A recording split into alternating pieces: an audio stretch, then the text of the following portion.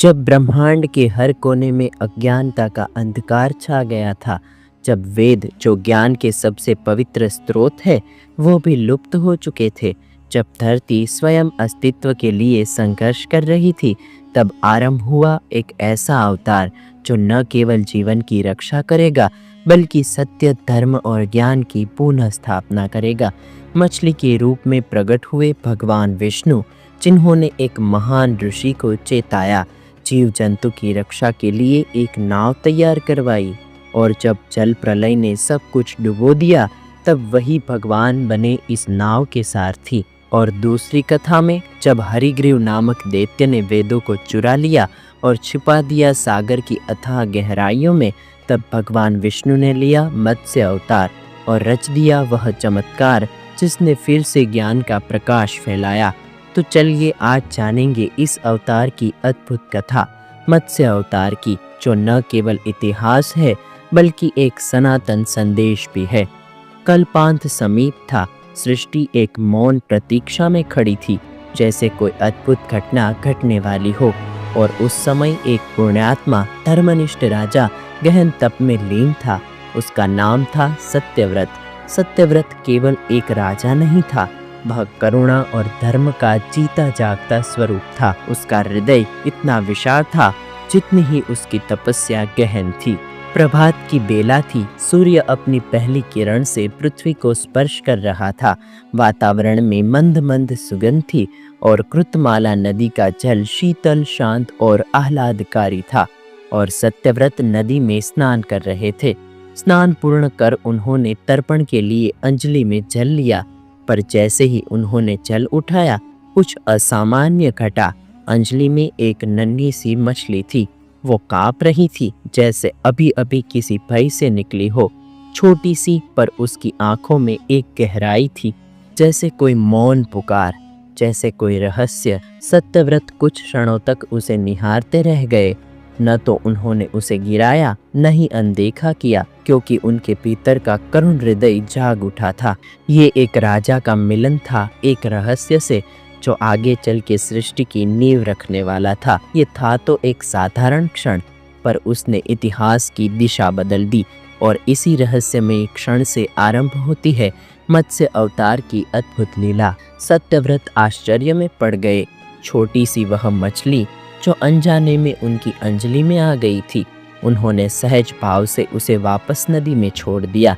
लेकिन तभी कुछ ऐसा हुआ जिसने सत्यव्रत के हृदय को झकझोर दिया।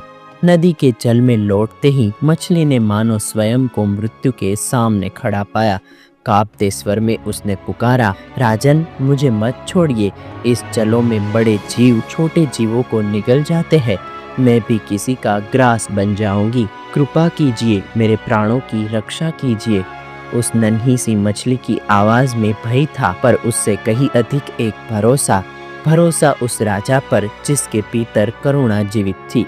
सत्यव्रत ठिठक गए। उनके भीतर का हृदय द्रवित हो उठा। कैसे वे उस निरह प्राणी को मृत्यु के मुंह में जाने देते।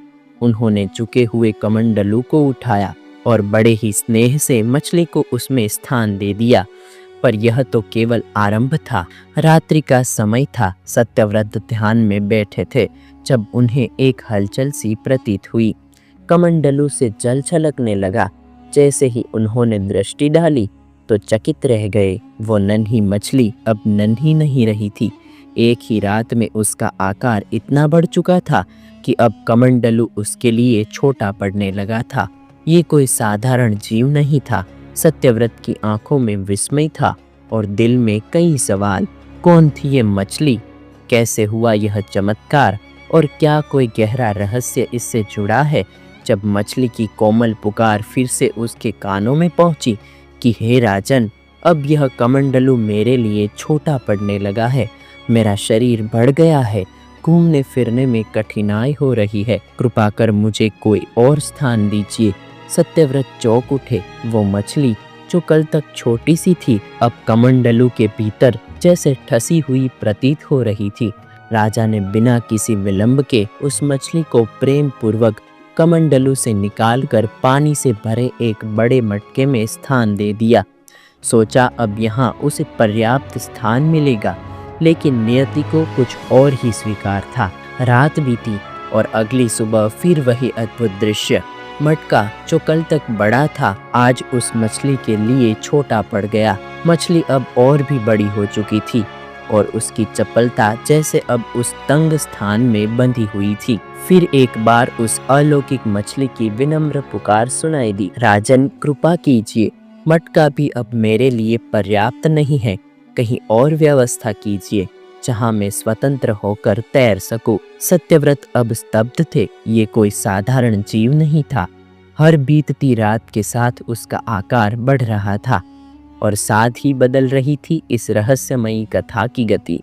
अब सत्यव्रत समझ चुके थे यह कोई सामान्य जीव नहीं है।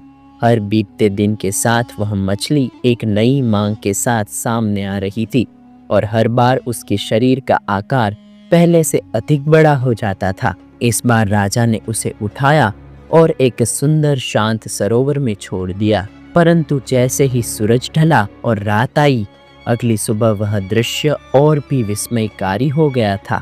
सरोवर भी अब छोटा पड़ चुका था। सत्यव्रत ने फिर मछली को सावधानी से उठाया और इस बार एक बड़ी नदी में ले जाकर उसे वहां प्रवाहित कर दिया। लेकिन वहां भी वही दृश्य दोहराया गया। अब सत्यव्रत के सामने बस एक ही विकल्प बचा था, समुद्र।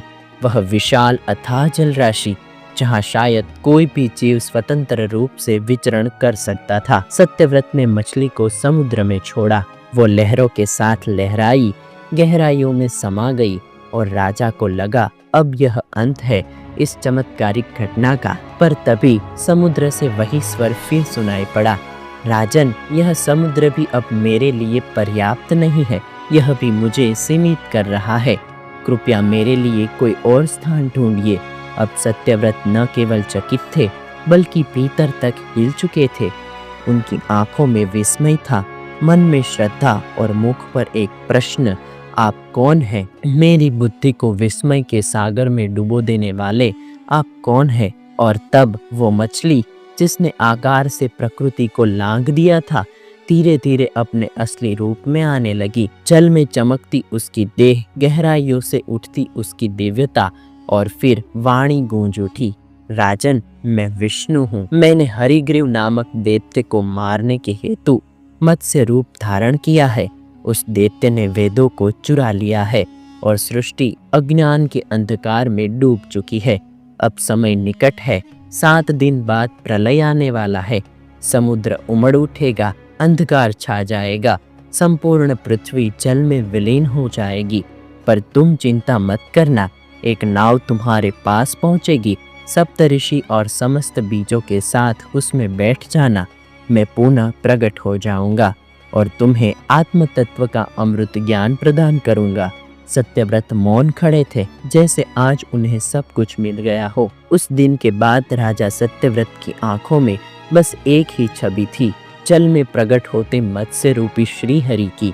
मन में एक अपूर्व श्रद्धा और गहरी प्रतीक्षा थी। और फिर सप्तवां दिन आया। सूर्य ने जैसे ही अस्त होना शुरू किया, प्रकृति ने अपनी सीमाएं तोड़ दी। समुद्र जो अब तक शांत था, अचानक क्रोधित होकर उठ खड़ा हुआ। लहरें पहाड़ों से भी ऊंची हो गई, अपनी मर्यादा छोड़कर पृथ्वी की ओर टूट पड़ी। भयंकर वृष्टि शुरू हुई। बादलों की गड़गड़ाहट से दिशाएं कांप उठी और कुछ ही देर में धरती का हर कोना जल में डूब गया। नदियाँ, पर्वत, नगर, वन, सब कुछ एक अथाह जल राशि में विलीन हो चुका था। चारों ओर बस जल ही जल, न कोई दिशा, न कोई आश्रय। और तभी जल राशि के बीचों बीच एक दिव्य नौका प्रकट हुई। वह कोई साधारण नाव नहीं थी, वो थी ईश्वरीय कृपा की नौका। सत्यव्रत जो श्रीहरि के स्मरणों में लीन थे, अब चुपचाप उस नाव की ओर बढ़े। साथ में थे सप्त ऋषि, ज्ञान, तप और सृष्टि के आधार। नाव पर उन्होंने संपूर्ण अनाज और औषधियों के बीज भी रख लिए, जिनसे भविष्य की सृष्टि फिर से अंकुरित होनी थी। नाव धीरे धीरे प्रलय के उस अथाह सागर में तैरने लगी। चारों ओर जल का असीम विस्तार था, न कोई तट, न कोई संकेत, बस एक आश्वासन था कि भगवान स्वयं मार्गदर्शक बनकर प्रकट होंगे। वो दृश्य शब्दों से नहीं भावों से अनुभव किया जाता है। प्रलय की उस अथाह अंधकारमय जल राशि में जहाँ आकाश और धरती के बीच कोई भेद नहीं रह गया था, जहाँ केवल नाव थी और उसके भीतर सप्त ऋषि और सत्यव्रत, तभी जल के भीतर से एक अलौकिक प्रकाश फूटा। लहर थमसी गई और प्रकट हुए मत्स्य रूपधारी भगवान श्री हरि। उनकी देह जल से जिल मिला उठी, मानो ब्रह्मांड की दिव्यता स्वयं मूर्ति रूप में उपस्थित हो गई हो। सत्यव्रत और सप्त ऋषिगण उस दृश्य को देखकर आह्लाद से भर उठे। वे हाथ जोड़कर नतमस्तक हो गए। उनके अधरों से निकली प्रार्थना, उनकी आत्मा से बह निकली श्रद्धा, और वहीं प्रलय के मध्य उस ईश्वरीय क्षण में भगवान ने सत्यव्रत को आत्मज्ञान प्रदान किया। एक ऐसा ज्ञान जो जन्म और मृत्यु की सीमाओं से परे था, जो जीवन के रहस्य से साक्षात्कार करता था। उस ज्ञान को पाकर सत्यव्रत का हृदय पुलकित हो उठा। वह अब केवल एक राजा नहीं रहा, वह जीते जी जीवन मुक्त हो चुका था। जैसे ही समय पूर्ण हुआ, प्रलय का विकराल रूप धीरे धीरे शांत होने लगा। लहरें समा गई, बादल छट गए और सृष्टि की नई सुबह आने को थी। और तभी मत्स्य भगवान ने हरिग्रीव का संहार किया, वेदों को उसके चंगुल से मुक्त कराया। वही वेद जो ज्ञान का मूल है, सत्य का आधार है। और फिर वेद लौटाए गए ब्रह्मा को। इस तरह मत्स्य अवतार न केवल वेदों का उद्धार करने वाले बने, बल्कि समस्त संसार के लिए कल्याण का अमिट प्रकाश भी बने। तो दोस्तों, आज का ये वीडियो आपको कैसा लगा, हमें कमेंट करके ज़रूर बताइएगा। पसंद आया हो तो वीडियो को लाइक करें और चैनल को सब्सक्राइब करें। मैं हूँ आपका दोस्त काळ्या इशित। फिर मिलेंगे नए वीडियो में नए टॉपिक के साथ। तब तक के लिए दे आज्ञा। नमस्कार।